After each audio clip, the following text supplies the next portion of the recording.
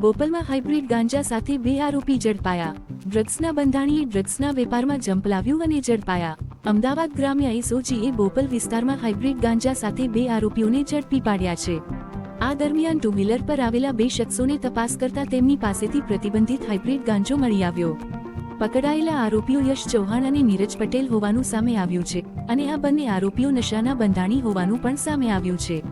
આરોપીઓ પાસેથી 245 ગ્રામ ગાંજો, two wheeler, mobile અને રોકડ સહિત કુલ 9 લાખથી વધુનો મુદ્દામાલ જપ્ત કરવામાં આવ્યો છે.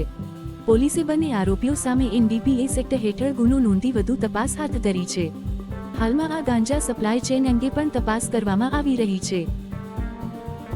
ગ્રામ્ય એસઓજી ટીમ દ્વારા કાલે એક રેડ કરવામાં આવી હતી. એમાં એમને ચોક્કસ બાતમી આધારે એવી બાતમી હતી કે 2 ઈસમ છે જે એક ટુ વ્હીલર ગાડી પર શીલજ સર્કલથી શીલજ ગામ તરફ જાય છે અને એમની પાસે નશાકારક પદાર્થ છે.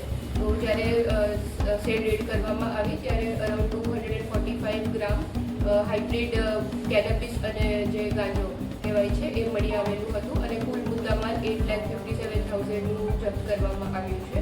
જે આરોપી છે એકનું નામ છે યશ ચૌહાણ, એ 27 વર્ષના છે અને જે બીજા આરોપી છે નીરજ પટેલ, એ 42 વર્ષના છે. અને પ્રાથમિક તપાસની દ્રષ્ટિએ આરોપી કમર્શિયલ ક્વોન્ટિટીમાં જ એમને ગાંજો પકડવામાં આવ્યો છે. તો અને સાથે સાથે કન્ઝમ્પશનની ટેવાળા બી હતા અને એમનું બેકગ્રાઉન્ડ એ છે કે